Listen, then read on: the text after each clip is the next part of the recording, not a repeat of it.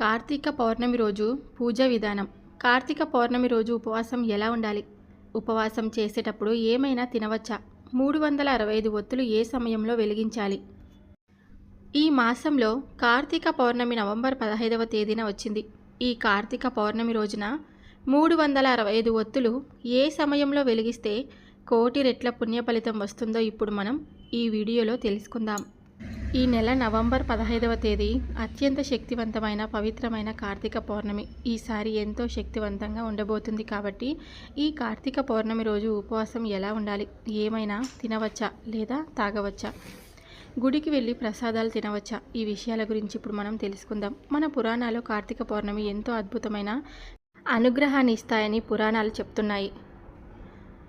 ఈ రోజు కూడా కొన్ని దివ్యశక్తులు ఉంటాయని మన పురాణాలు చెప్తున్నాయి. అందువల్ల ఈ అద్భుతమైన పౌర్ణమి గడియలు శుక్రవారం నాడు కలిసి రావడం వలన ఈరోజు గొప్పతనం గురించి వర్ణించడం ఎవరి తరం కాదు. మనం ఉపవాసం ఎలా ఉండాలి? ఉపవాసం ఉన్న సమయంలో పాలు పండ్లు తినవచ్చా? అసలు ఈరోజు ఉపవాసం ఎలా చేస్తే ఆ మహాదేవుడు అనుగ్రహం కలుగుతుంది?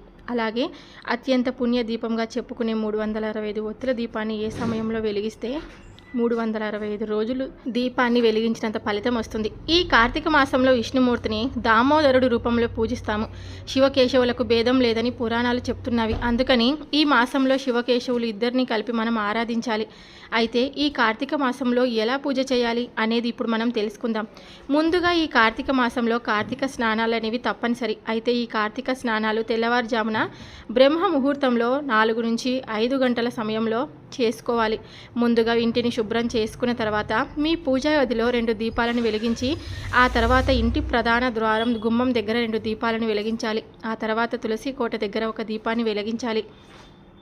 దీపారాధనకు నువ్వుల నూనె లేదా ఆవు నెయ్యిని కానీ లేదా కొబ్బరి నూనె అయినా కానీ వాడచ్చు. అలాగే దీపారాధనకు 2 ఒత్తులు తప్పనిసరిగా వెలిగించాలి. ఇవన్నీ కూడా మనం తెల్లవారుజామున చేయాలి.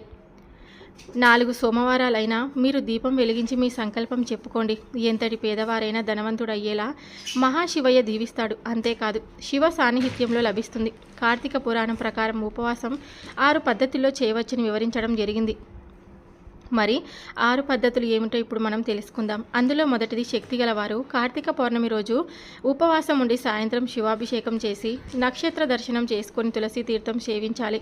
దీనినే ఉపవాసం అంటారు. ఇంకా భక్తి శ్రద్ధతో శివనామస్మరణ చేసుకుంటూ 365 ఒత్తుల దీపాన్ని కార్తీక పౌర్ణమి రోజు కనుక వెలిగిస్తే ఉపవాసం ఉంటే కనుక మీకు చాలా మంచిది. ఒకవేళ ఉపవాసం లేకపోయినా పర్లేదు, ఆ శివయ్య అనుగ్రహం నామస్మరణ చేసుకుంటే చాలు. అసలు ఈ కార్తీక మాసంలో 365 ఒత్తుల దీపాన్ని ఎప్పుడు వెలిగించాలి అంటే గత సంవత్సరం కార్తీక పౌర్ణమి నుండి ఈ సంవత్సరం కార్తీక పౌర్ణమి వరకు ఎప్పుడైనా దీపారాధన చేయకుండా మర్చిపోయి ఉంటే, అంటే స్త్రీలకు ప్రతి నెలలోనూ ఆటంకం వస్తుంది కదా, పురుషులు కూడా అంతే. ఒక్కొక్కసారి కొన్ని ఇంటి పనుల వలన వ్యాపారం మీద వలన పని మదన బయటికి వెళ్తూ ఉంటారు. అప్పుడు ఈ దీపారాధనను ఖచ్చితంగా పురుషులు వెలిగిస్తే కనుక చాలా మంచిది. రేపు కార్తీక పౌర్ణమి రోజు సాయంత్రం ప్రదోష సమయంలో శివాలయానికి వెళ్ళి 365 ఒత్తుల దీపాన్ని వెలిగించి మీ సంకల్పాన్ని చెప్పుకొని శివనామస్మరణ చేసుకుంటే చాలు, మీ కోరిక ఖచ్చితంగా నెరవేరుతుంది. ధన్యవాదాలు.